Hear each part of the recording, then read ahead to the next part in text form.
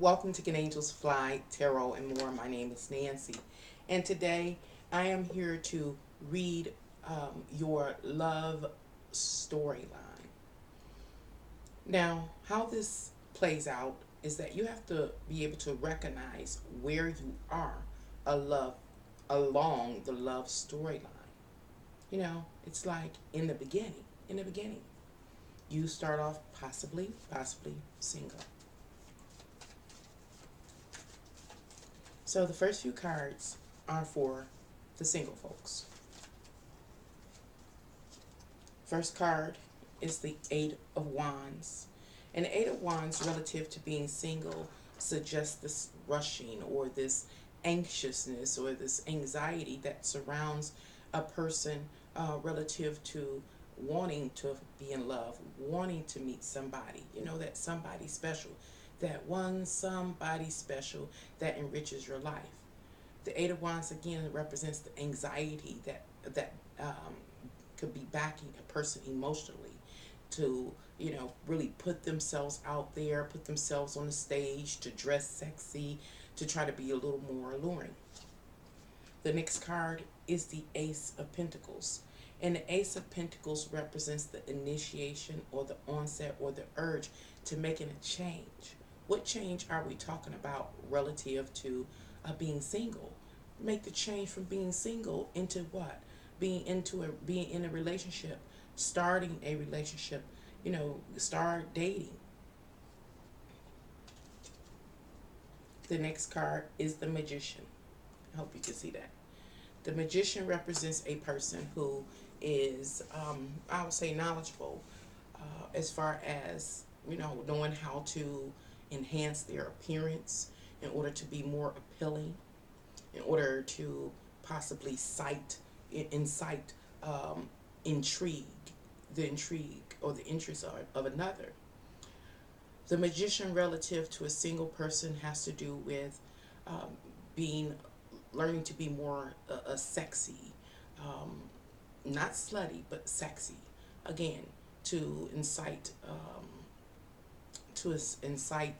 excitement or to be more appealing or more alluring to a potential mate or suitor. The Magician also represents, um, going a little deeper into, how you present yourself. I'll say that to the world, to potential suitors and lovers and significant others. It's all in how you, again, present yourself as far as women, hair and nails, makeup, eyelashes, all of those kind of things, the clothes that you wear, the style that you have. And it's like really putting forth a lot of effort, um, again, to make yourself stand out from amongst the masses so that you will what? Increase your um, chances of meeting someone or attracting someone. For men, it is, how you cut your hair and your facial and how you get suited and booted, your smile, those kind of things. It is about being, masculine and possibly um, gentle, haven't said it in a long time. Gentle, not gentle, gentlemanly. Gen, should I start over? I'm not going to start over. Being a gentleman. That was easier. As far as when you go out in the streets, just in your day-to-day life, opening doors for ladies and, saying hello, complimenting them, those kind of things. Back to a single woman. When you're out and about doing your day-to-day routine, when you see a gentleman who's ready to open the door and assist you, usher you in, to allow them to do so. Let's say, hypothetically, case scenario, you drop something. Allow the gentleman to pick it up. Now, that's all of a part of being a single person in the course of a person's love story. All of it goes together. The next card is the Two of Pentacles. And the Two of Pentacles, you know, represents having to make a choice about what you want to manifest in life. What do I mean in about what you want to manifest in life in a relationship to being single. What kind of mate do you want is the question. And I know you've probably heard this before, that if you're interested in having someone that is very, very attractive or athletic, then you yourself should be athletic. So you make a choice about what you want, and you have to align with that. So keeping with the example, if you're interested in, meeting someone that's athletic, then you yourself should be athletic. The things that you go out to do should um, reflect that. Like you yourself would go to a fitness club, or you would be hiking or walking along a trail, just doing whatever is considered physical fitness. That is how you begin the process of exerting that anxiousness, and transforming it into, potential, about putting yourself out there for another to see. Let's see if I can think of another example. Two of Pentacles, making a choice about what you want to manifest. If you are interested in, let's say, being a husband, a traditional husband or a traditional wife, then you have selected, Two of Pentacles, the role that you would like to play as far in relationship to love and romance and things like that. And so what could that consist of? How does that look in the physical world with a single person? Well, you would be a person that may be closer to home, homebody.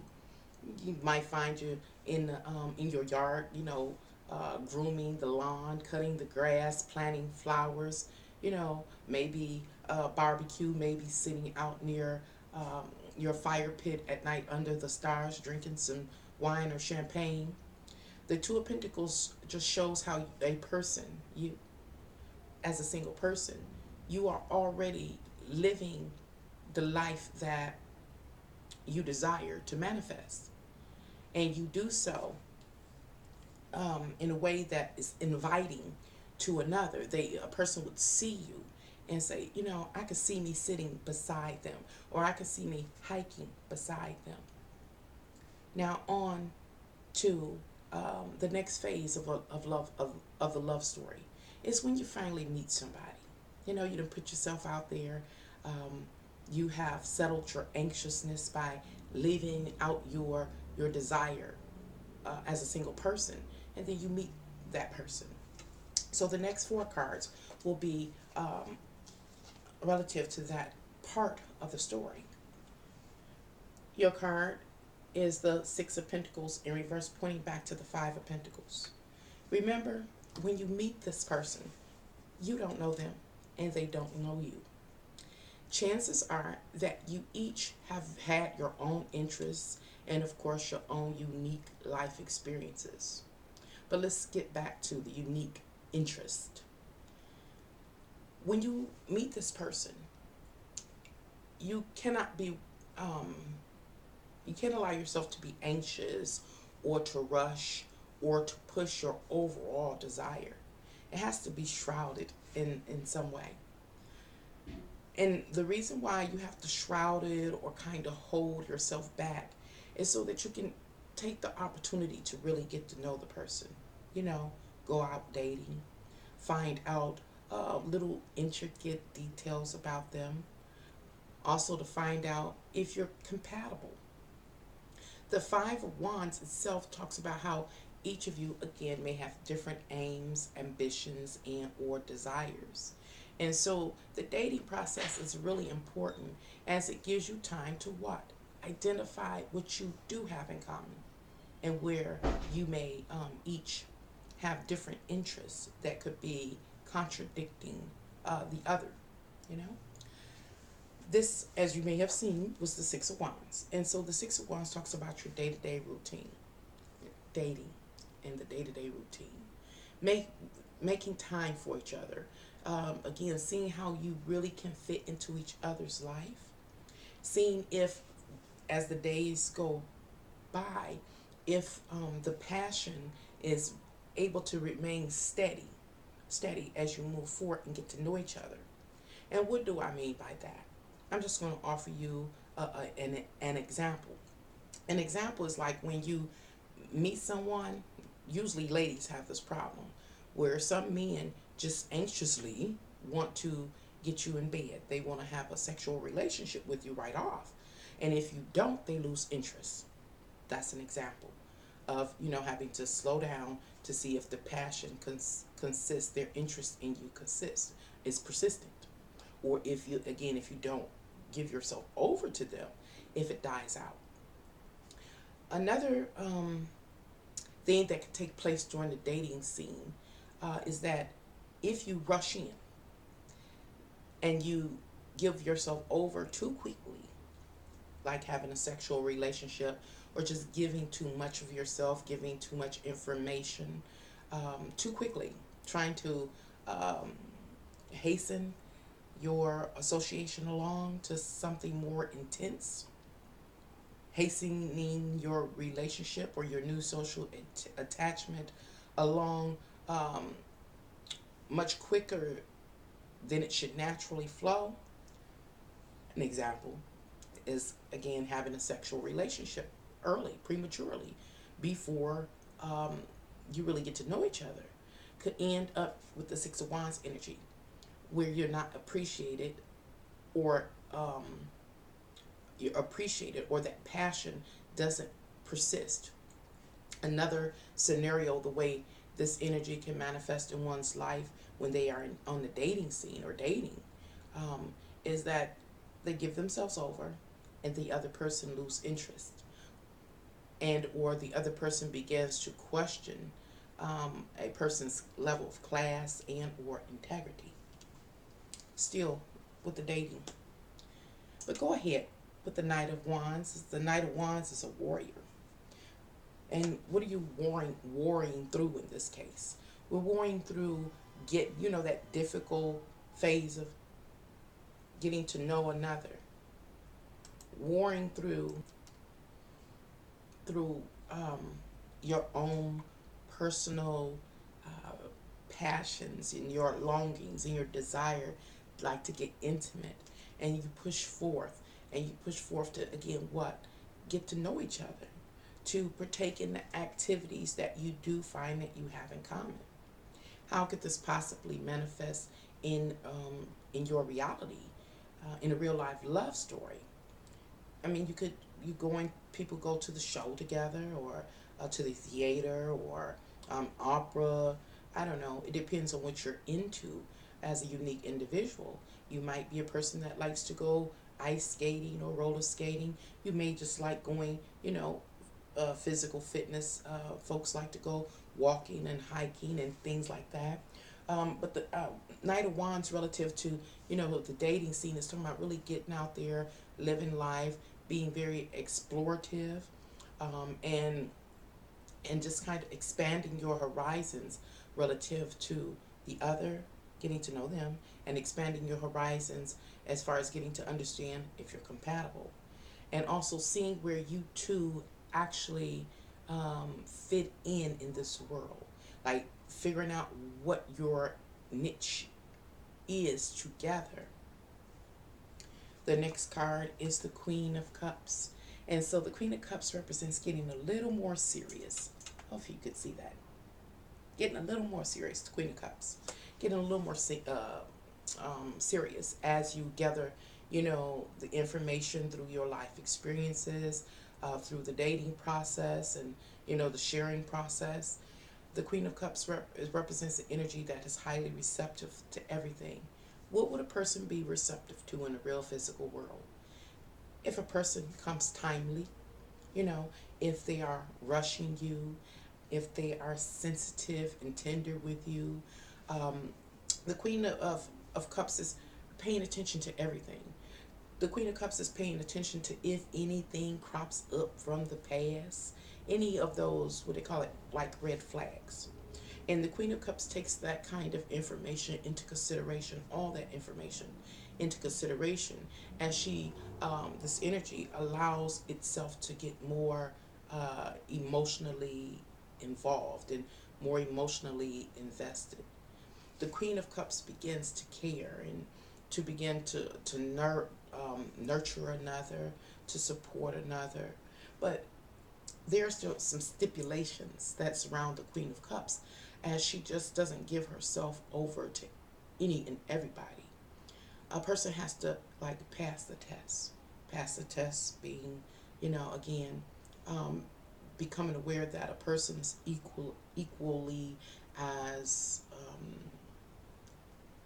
caring as yourself. A person is equally as interested and invested as yourself to move forward and to develop the relationship. Once the Queen of Cups energy experiences that, realizes it, both on a subconscious and a conscious level, then she, or the Queen of Cups energy, allows themselves to, slowly to begin to be more generous. And when I say generous, I'm talking about on an emotional level. You know, willing to be supportive, loving, nurturing, caring, tender, and those kind of things. The next card is the Queen of Swords. Still talking about the dating scene. And the Queen of Swords, the Two of Swords, I'm sorry, is in reverse, pointing back to the Ace of Swords. The Ace of Swords represents the initiation, the onset, or the urge to move on forward and have a unique life experience, to socialize with something or someone. In this case, we're talking about a partner, a partner. So you have the urge to pursue, the relationship based on what you've learned. And you've learned that this person is equally as invested as yourself, and they again are what? They're tender, they're caring, they're loving, they're supportive. They have an interest in maintaining a harmonious flow in the relationship, and they also are willing, I'll say, participating in an equal exchange of emotional energy. And so the Two of Swords talks about this time period that in which one feels like they are confronted with making a decision. I'll say that. Make a decision about what? Getting serious in the relationship. Now, the Two of Swords is in reverse. So it talks about a halt or a blockage. In this case, it's like taking your time before making the decision to take the next step, to get more serious, to get more intimate, to like cohabitate, those kind of things. But the time comes eventually that we make our decision to pursue the relationship, to move forward in the relationship, to advance it, to get more intimate, to get closer, to allow ourselves to be vulnerable. And we enter into our relationship at this point in time in the love story with hope, with much hope. And we call ourselves man and woman, girlfriend and boyfriend, or lovers, however you define your relationship in your unique love story. And so the first card relative to being in that relationship finally is the Six of Swords. In reverse, pointing back to the Five of Swords, which is interesting because the five is an odd number, therefore it's potential for instability. We know this. What will happen in the relationship? There are so many possibilities. The swords represents one's communication, social exchanges, mental processing, and the Six of Swords actually talks about one's day-to-day routine. So it's this, how can I say, it's this phase once you decide to get serious with another. It's this phase in which you are taking in and processing a lot of information. That's why the Two of Swords in reverse fell first. It's just take your time, take your time on making this decision to go become serious and get real emotionally invested and involved, and to, like give yourself over mind, body, and soul. Take your time, because once you're there, once you're over in that, we'll say the more dedicated, committed, established relationship, then that's when things really start to pick up. You really start picking up on information relative to the other person. You really start finding, if you, especially if you move too fast, you could soon find out about past lovers, past behaviors, past emotional responses that your now significant other um, possesses and may have struggled with in the past, but y'all knew. And so a lot of things you don't know and are discovered in during this phase. And even though all of these possibly hidden factors about your significant other are beginning to emerge during this time period or this phase in your love story, with the Six of Swords, it's hard for you to leave. And so I have to go back to the Two of Pentacles in reverse once again. And how the Two of Pentacles says, wait, take your time, really get to know this person so you can make a conscious decision about if you really want to move forward with them. See, if we really pause during the Two of Swords in reverse portion of the love story, then we allot more time for those mysteries relative to those suitors or those people that we're dating, the mysteries associated with them to unfold. Like what? Their emotional responses, their behavior, their love history. We get to learn their love language as they do ours, of course, and so much more. But many times we just keep on progressing forward in relationships, and we end up, um, in the relationship before we know it, at a blink of an eye. Why? Because we love love. We love the idea of love. We love the feelings associated with love. And we love companionship. The next card is the Eight of Swords pointing back to the Seven of Swords. And that just reiterates how once you get in there, once you get in love, that it's hard to get out of it. The Eight of Swords, remember, is in reverse pointing back to the Seven of Swords. And the Seven of Swords talks about the partnership. Now, you, at this point in time in your love story, are, you have signed a contract, whether it is a literal contract or just a spiritual contract, in which you've agreed to come together with another. You put your terms on the table, hoping that they are met by the other, as they put theirs on the table, hoping that you will meet them. Sometimes it goes well. Now, if this part of the love story goes well, then it signifies longevity in a relationship. It signifies commitment, longevity, and prosperity in a relationship. But if this portion of the story does not go well, if you do not put your terms and conditions on the table and uphold them, meaning, make sure that they are addressed by that significant other, or they don't do it or enforce it from you, that's where the relationship begins to fall apart.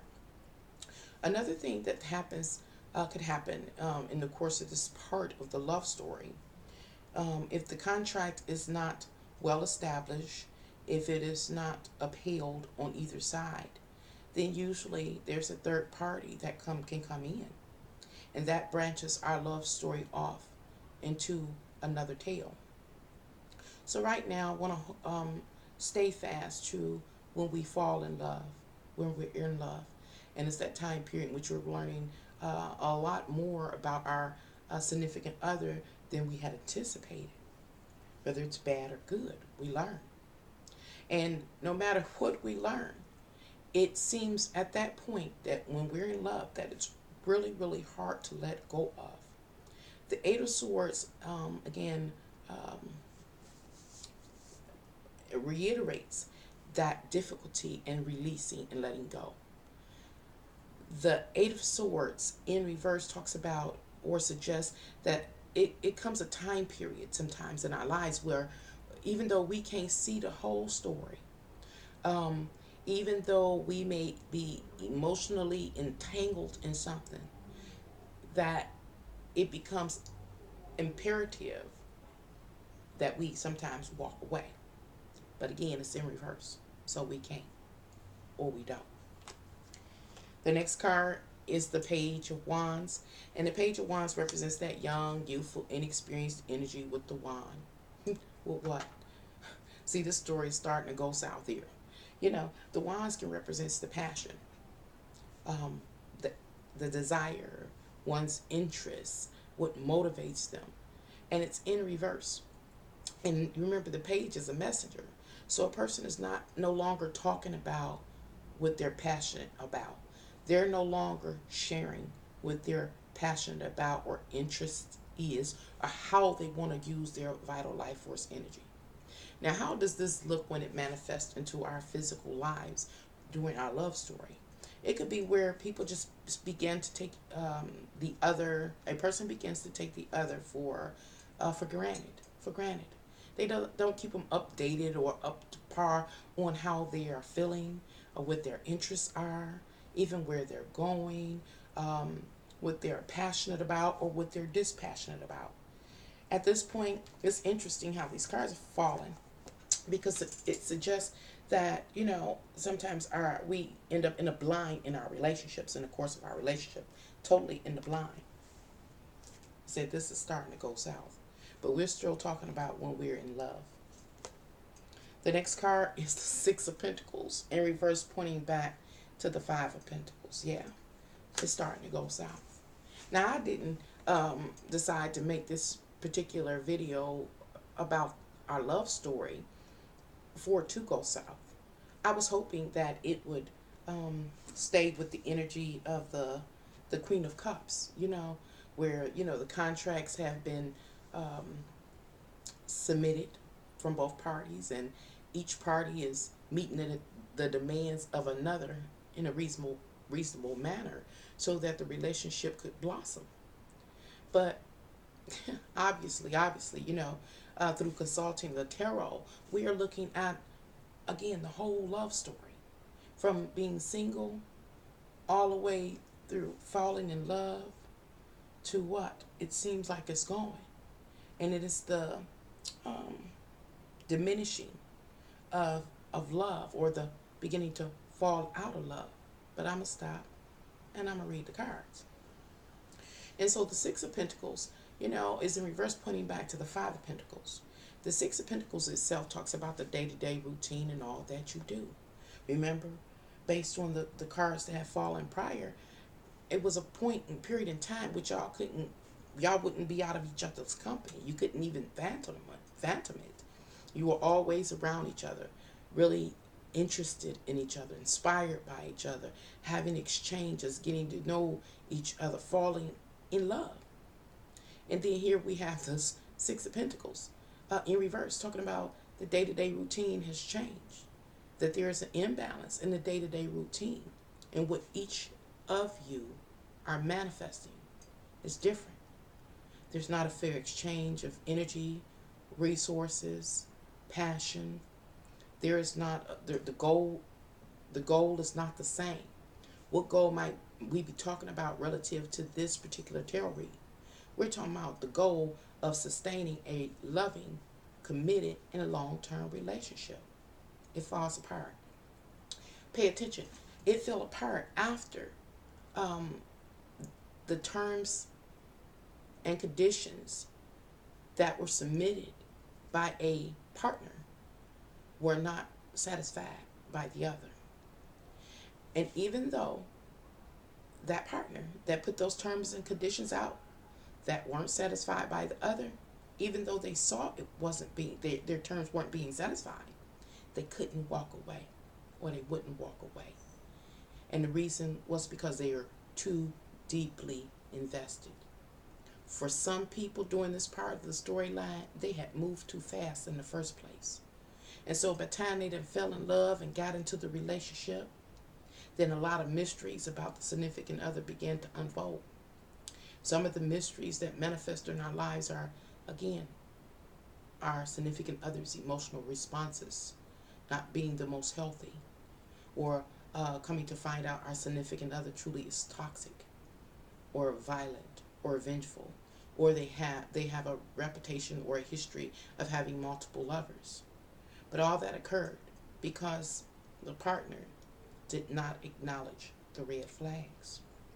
But we continue, still talking about when we're in love, and the period comes where a person is not no longer sharing their aspirations and ambitions and interests in life, and they kind of shut down on an emotional level as well as an energetic level.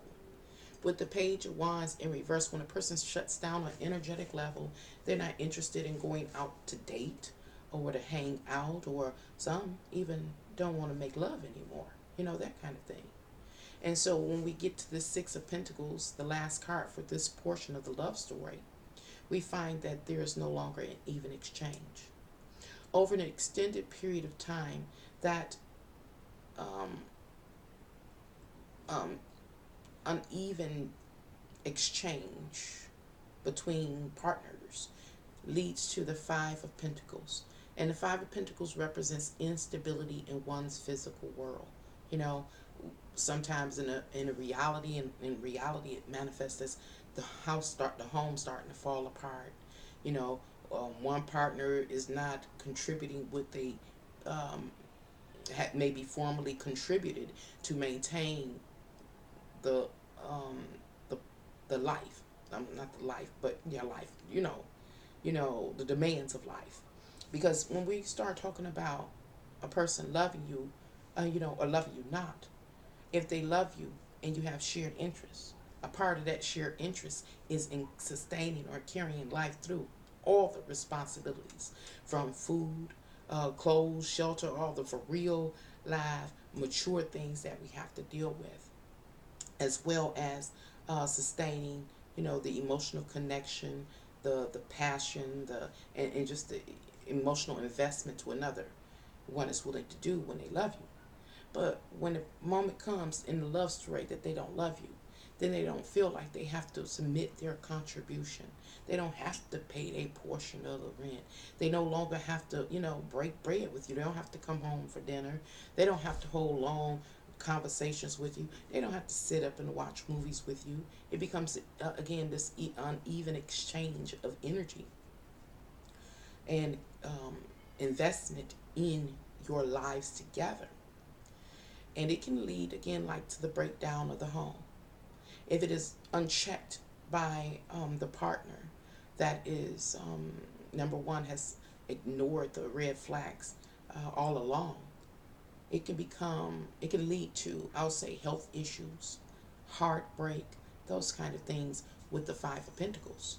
It can even end up leading a person to suffer some type of financial loss or financial hardship.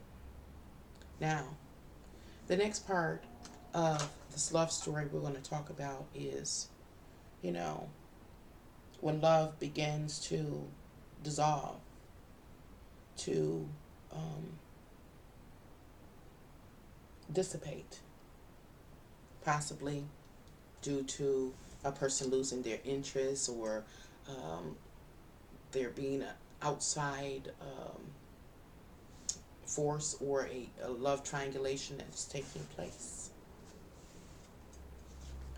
The first card, if y'all only knew how hard I try to read for love, I'd be want to, but I just got to read the cards. Here's the Nine of Swords. And the Nine of Swords represents meeting with one's worst fears. Can't sleep at night, crying at night. It's the sorrow and it's depression. And it's directly associated with what one believes or believed in. And what many people believe in at this point in time in the love story is they believed in the love between them and some specific other. They believed in it. They hoped in it, on it. They invested in it. And it begins to fall apart, leading to the Nine of Swords, worries about that very thing, sadness and despair and things like that. The next card is the Hermit. Now, the Hermit is a person's initial comeback card. I like that this fell right here behind the sadness. But first, let me finish talking about the sadness, because sadness and depression. Um, it's a horrible experience. It is, but it's like the biggest um, stop sign you can have in relationship to a traumatic life experience. It's saying stop right here. Stop right here. You are so invested in something that I lost my line of thought. Glitching. But on with the love story. Where are you along this storyline? You know? So, the Hermit. I love this card because it allows a person immediately after having experienced the emotional, um, red flag up close and personal, to stop and to look back over everything that has happened in the past. Everything. And so I'm going to go back and I'm going to read the cards real fast. First, it started with the Eight of Wands, and it talks about this anxiousness, this anxiety, this hope to move forward, to fall in love, to attach to another in order to have, an exchange, a social exchange with another, an intimate social exchange with another. That is a part of the human condition, to be close to somebody, with somebody, to be intimate with somebody. Then it went to the Ace of Pentacles, which talks about the initiation, the urge to get out here and literally make it happen, to change your reality. Then it was followed, I apologize, that's my clipboard. Then it's been followed by the Magician, having the capability to do so, having the know-how to do so, knowing how to present yourself in order to attract something or someone that is compatible to you. It's about your appearance, how you dress, how you carry yourself, the places that you go. And so a person is putting forth a lot of effort to make life yield to them their desire for love, companion, and attachment. The next card, remember, is the Two of Pentacles. Selecting what you want, being specific about what you want. It was a movie out years ago called, what was the name of it? What was the name of that movie? Waiting to Exhale? Was that it? Oh, really? Stop. Hold on. Wait a minute. Gotta pause. Pause over. I'm not even gonna go into who was calling, but the phone was ringing. And so we move on. So you have to make a choice about what you really want to manifest in your life, what you're trying to magnetize to you or bring to you, what you're trying to attract. Make a decision and line up with it. The next thing was, okay, after you do all that, then you really attract somebody and you start the dating scene. And what happens during the dating scene? It's saying, hey, you got to take your time. That's what it was all about during the dating scene. You have to take your time. You got to get to know the person. You got to see if you're compatible. You got to learn about their emotional responses to circumstances, situations, especially love situations, highly emotionally charged situations.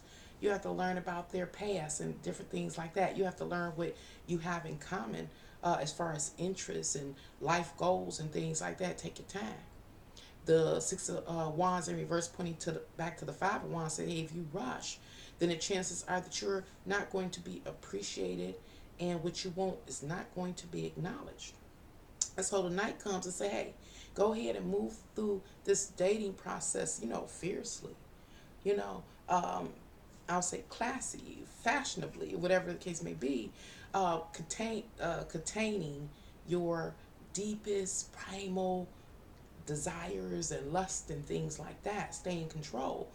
And you're gonna have to do possibly battle with yourself at this point in time. And why is this? I want to go. Why is that? It's so important with this Knight of Wands to, be a master, knight of yourself. A good steward over your own personal vessel. It's because you may really find yourself highly attracted to a person, sexually attracted to a person, and you may be really ready to get deep, but it's not the time. The next card is the Queen of Cups, remember, during the dating process. Um, in that part of the storyline, the Queen of Cups reminds us to be very vigilant in keeping ourselves under control and to pay attention to what we're actually experiencing and to accept what we see about the other and also what we discover in ourselves. The Queen of Cups lets us know, okay, now you really got to evaluate all of these details in order to know if you should allow yourself to like slip in and get a little deeper, be a little more emotionally invested with this other person. Should you or should you not? Should you allow yourself to be vulnerable with them? Should you or should you not? And then the next card was the Two of Swords. You got to make a choice because it's time to decide if you're going to move forward with this association or if you're not. And if you're deciding to move forward with this particular association or this love interest, have you given enough information? If not, this is a time period to just like really slow down so you can catch up. Because you don't just want to fall in love, but you want to be in love. Now, this is the next portion of the storyline that we talked about was when you actually do fall in love, you know, and how when you fall in love, you got to remember you become more invested. You've given yourself over, and when the mysteries that still haven't unfolded about your significant other, that love interest, begins to unravel, come to light, um, that it's very, even though those mysteries may have be negative or something we hadn't anticipated. At that point in time, once you allow yourself to fall in love, that is very difficult to get out. So what we had to go back to that Two of Swords in reverse and say, hey, take your time, slow down, so you can catch up in love. And remember, the Eight of Swords in reverse, pointing back to the Seven of Swords, talks about, hey, it gets real deep sometimes. You get real emotionally invested and involved, and you allowed yourself to be vulnerable. And oh, if you've given yourself over physically, as far as, you know, sex, that it makes it just that much more complicated to get out that relationship, to let it go, to cut your losses. Why? Because you're in love. You've fallen in love. But when we got to the Eight of Swords in reverse, pointing back to the Seven of Swords, it also was this connotation that, hey, if everything has gone well, you know, it's been a successful courtship, I'll say, and collaboration effort on you and your significant other's part. And each of you have submitted your terms and conditions to the other, and you each are moving to address and or to try to pacify the terms and conditions of the other, you know, with it, of course, within reason.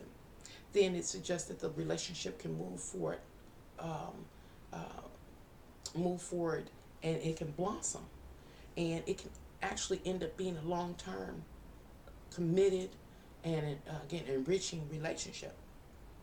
But in this part of the exchange of the terms and conditions, if anything was not done correctly or a person didn't uphold what their demands were, if another refused to attempt to pacify the demands, then the chances are that the relationship will begin to deteriorate. And so the Queen of Cups pays attention to all of that as she makes her decisions to allow herself to what? Fall deeper and deeper in love. Now our story here, this part of the storyline, turned. And based on the spread, I guess I'll say the traditional or basic storyline associated with being in love has this component where um, the last phase was not successful. The terms and conditions were not submitted effectively. A person may have breached their side of the contract and didn't fulfill their wouldn't fulfill their obligation to another.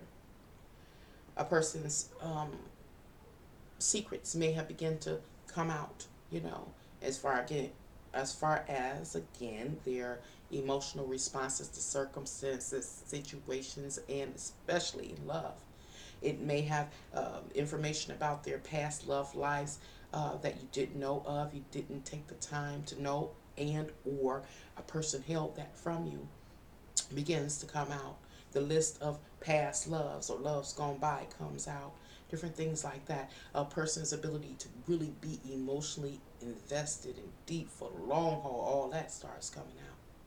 But at the time, it's so difficult to let go of the relationship to cut your losses.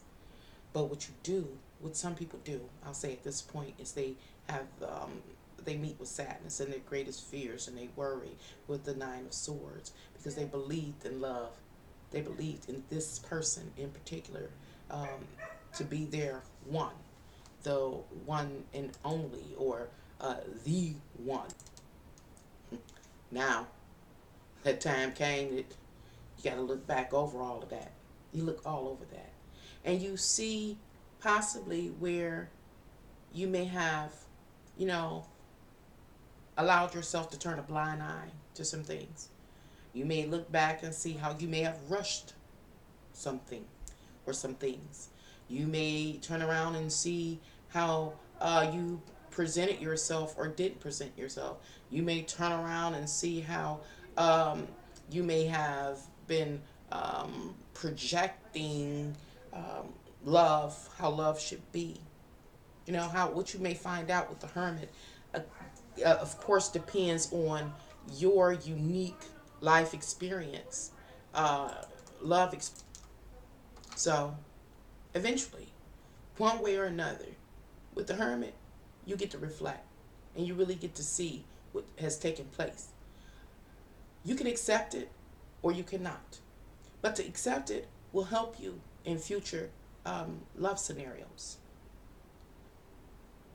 We moved on and we talked about the Page of Wands and how uh, when we get to this part of the storyline relative to love, when the relationship has begun to deteriorate or to fall apart, or uh, person is not as passionate about their partner, how they don't want to spend as much time with the person, they don't want to go out hanging or dancing or cuddling or watching movies, and it's just really no expressions of love that are offered to the other. And in that, there is no even exchange in the partnership. Let's see what else the cards have to say. What happens now? What happens now? I'm going to seal those cards up because we have that part of the storyline told.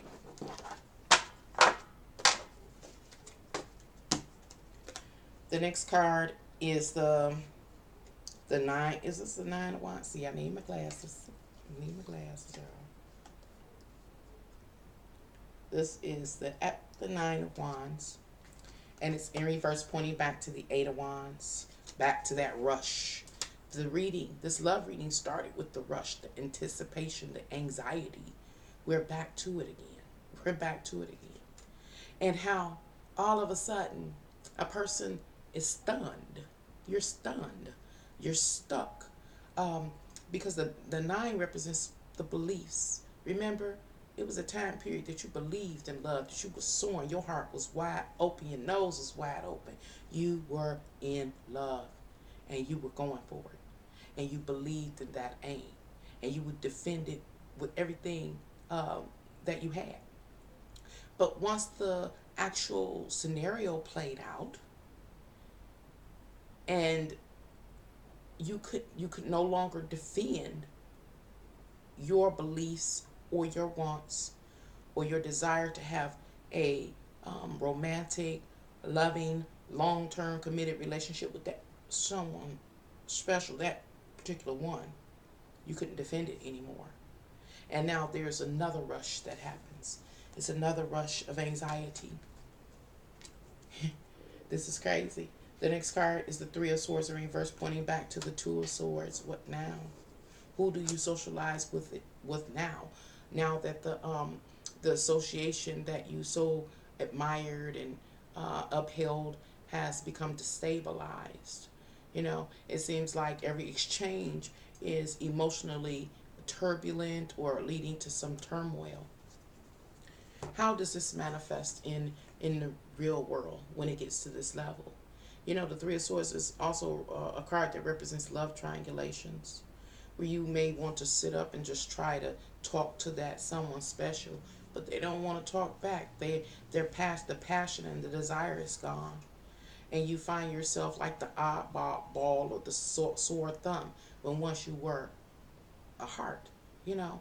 And so the Three of Swords in reverse, talking about pointing back to the Two of Swords, talks about that, um, you know, this anxiety that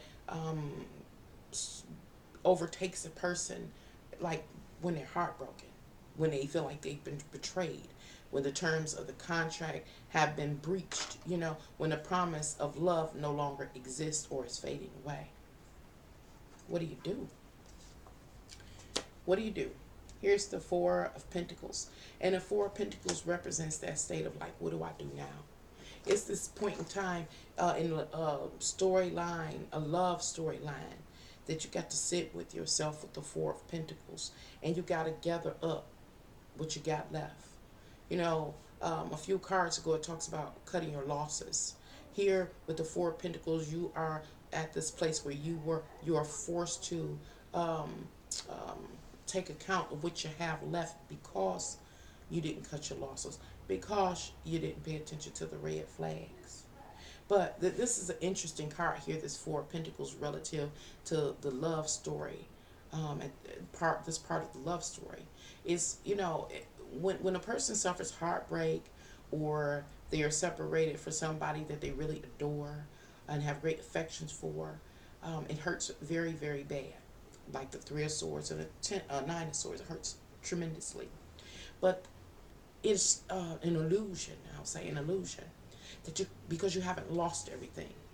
If you had lost everything, then you would have nothing to sit with the Four of Pentacles. And so the Four of Pentacles is like saying, taking a breath, take a deep breath, um, and really put things into perspective. Remember, the Hermit had um, a lover look back over, a scorned, I'll say, lover, look back over their love story, you know, the storyline, the storyline of their love life, to see where the flaws and the glitches took place. And during that time period of looking back, one can see what they still had. But a person was in this place where they couldn't appreciate it because of lost love or diminished love. Now at this time, I'm going to run through the next five cards to see what they have to say, to see which way it's going to, you know, wind the story. Just want to see, because I want to move and look at some other things relative to love. The next card is the Seven of Cups in reverse, pointing back to the Six of Cups.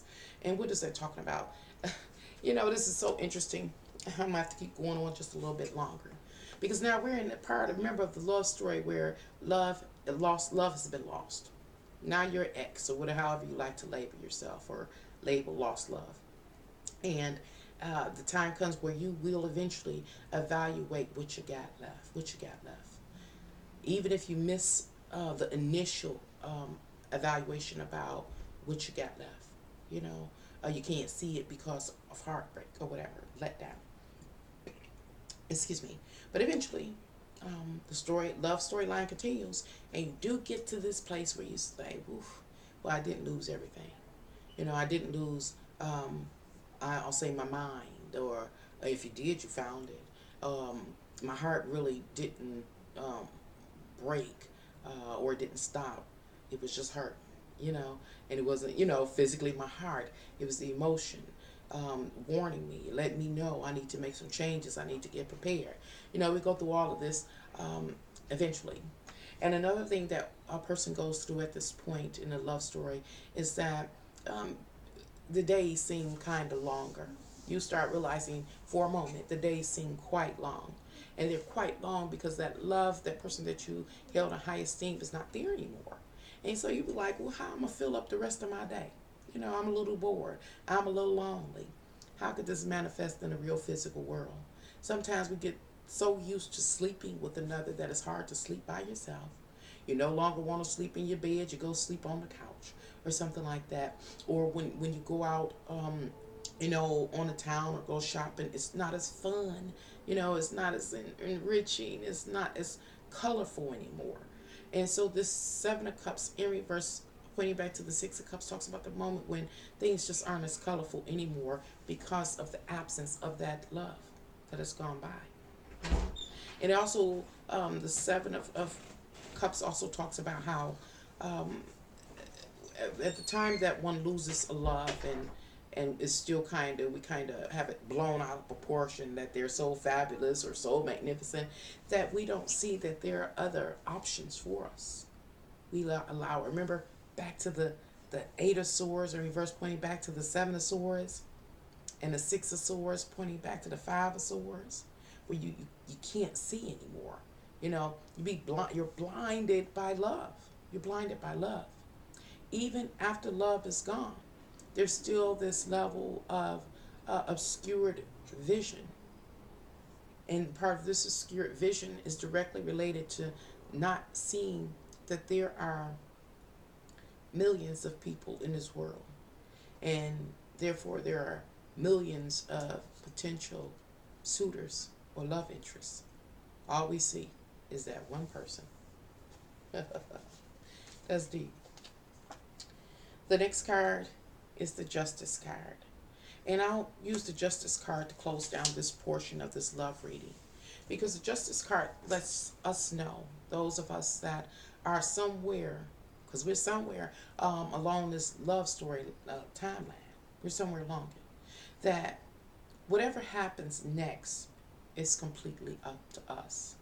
We have had our own unique love life experiences, and so we're not foolish anymore.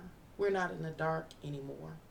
Or we might not be, I'll say, young, silly teenagers anymore, lacking experience. No, we have a knowledge base now. We are aware of this, the traditional love storyline. And we know now when and where and how we need to act during any phase of the love experience. Any portion of the love experience, we know how to act and respond now. And so it is up to us, relative to love, to be mature, to respond maturely, is what I'm trying to say. Whew, back to, when love goes south, when it begins to bitter or to fade, the petals start falling off those roses down there. We have to be willing to accept it and not try to force the issue. And so that lets us know that we should never invest too much too fast. I sure enough wish I had somebody like myself when I was younger. But I'm here now. What didn't kill me made me stronger. And so right now, I just want to talk about, I guess, love as far as, the different expressions of love, I guess I can say. When you think of love, what do you want? What are you anticipating? What is love to you, I guess, is the question that I'm really trying to pose. Love can be airy. And when I say love is airy, I'm talking about love could be just having a companion, a friend that you can trust, that you can hang out with, that you can just, again, satisfy that innate need for what? Companionship. Love can be, exist in that manner. Love can be earthy. Do you want kind of earthly love where it's more sensual, more 50 shades of gray? Those kind of things.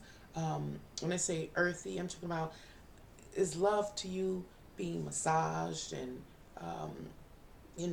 having your feet rubbed and, eating good foods and being fed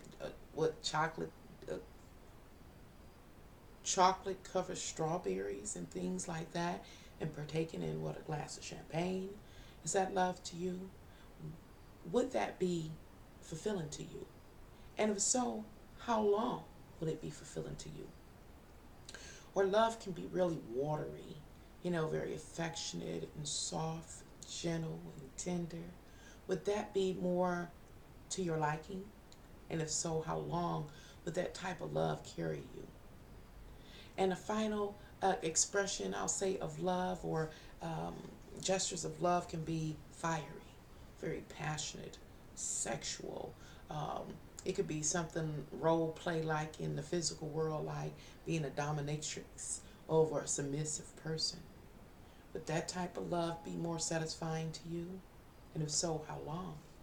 I just asked the question relative to the different ways we can express love or experience expressions of love. And I asked it because for love to thrive and to blossom, we have to realize that love is just not that airy companionship. It's not that just that earthy, sensual experience. Love is just not the water experience where someone is tender and affectionate with the soft, delicate kisses. That's not the all in all to love. Nor is the fire and the passion and the deep lusting and domination and things like that. Is that the all in all of love? In order to sustain love, we have to have self love. We have to have respect for um, each other. We have to be willing to work in order to sustain our lives as well as each contribute into the sustaining of each other's life. And so, love really is more than just a word or I'll say a sensual action. It is um, a life sustaining action. Thank you for coming here to Can Angels Fly Tarot and allowing me to read the cards for you relative to our overall love story. Where are you in the love story? So you know how to respond appropriately. Bye.